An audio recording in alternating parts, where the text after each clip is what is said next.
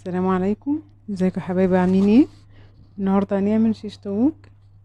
معايا هنا انا جبت شيش، اللي هي وراك الدجاج، قطعتها زي ما انتم شايفين. ده حجمها، ده تقريبا حوالي كيلو ونص،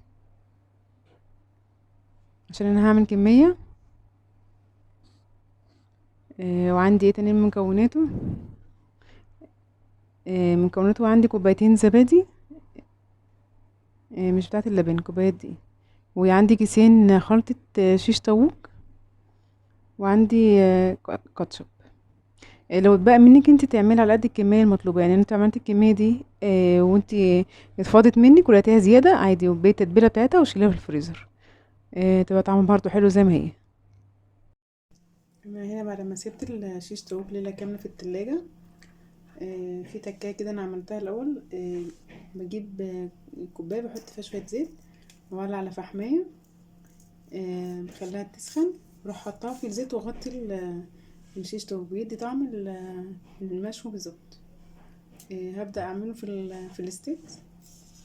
بحط هنا ايه زي ما انتم شايفين، مقطع البصل ازاي والفلفل الالوان. عندي فلفل الوان اصفر واحمر، وفلفل رومي الاخضر، وبصل مقطعه مكعبات زي ما انتم شايفين. بحط بصلايه، واحط واحده فلفل اصفر، واحده شيش زي ما انتم شايفين كده. واحده بصلايه، وواحده فلفل، واحده قطعه شيش. خلي البصلايه سميكه شويه عشان ما تتقطعش وانا بحطها في الستيكس او الخله. انتم شايفين كده. حطيت التلات الوان فلفل، بس في كل راق لون، يدي شكل كده حلو قوي. من الاكل اللي بتشوفيه شكله حلو بتاكليه، يعني تشوفي بتاكليه بعينيكي قبل ما تاكليه عندي هنا حطيت اخر حاجه، بحط البصل والفلفل عكس الشيش طاووق، عشان اقفله من فوق. ده شكله.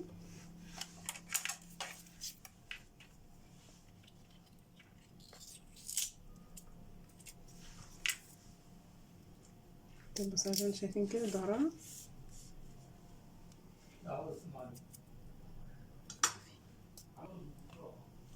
بدأت حطيت البصلة، فلفل الوان، قطعة الشيش. هبدأ ارص كله كده بالطريقة دي، بس كل مرة بغير لون الفلفل عشان بيدي شكل حلو قوي للستيك، ومرصوص فيه الشيش والفلفل والبصل.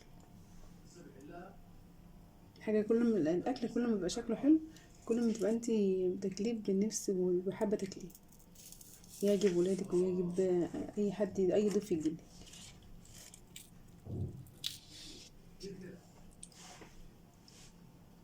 انتوا شايفين كده.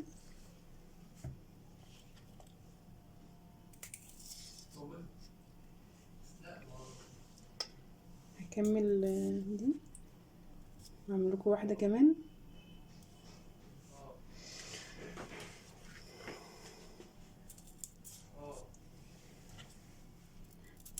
زي ما انتوا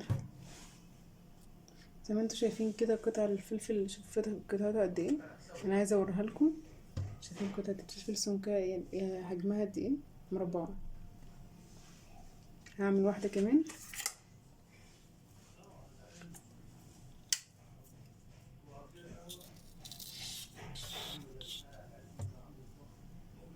فلفل، بصل، فلفل، قطعه شيش. سهله خالص طريقتها.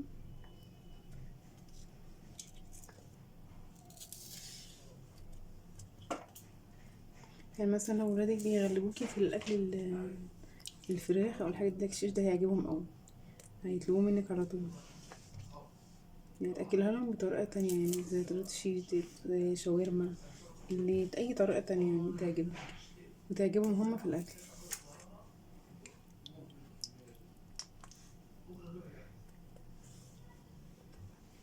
خلاص كده انا رصيت الشيش. هكمل بقيته واوريلكم كل ما نخلص. ده كده الشيش طاووق بعد ما خلصته. انا عملت كله كده، مش بحطه بقى جوه الصينيه، انا هدخله الفرن بس بحطه على الصينيه من فوق. يعني هياخد السوا كلها وهو على الصينيه من فوق كده، زي ما انتوا شايفين انا رصها من فوق كده عشان الميه بتاعته اللي تنزل كلها تحت، وهو يبقى ناشف وطعمه حلو. هسويه على درجه حراره عاليه في الفرن. خلاص كده الشيش طاووق استوى زي ما انتوا شايفين اهو. ده شكله. جربوه هيعجبكم قوي. ما تنسوش تقولوا لنا رايكم في التعليقات، تدعمونا، تعملونا سبسكرايب ولايك وشير وتفعلوا الجرس.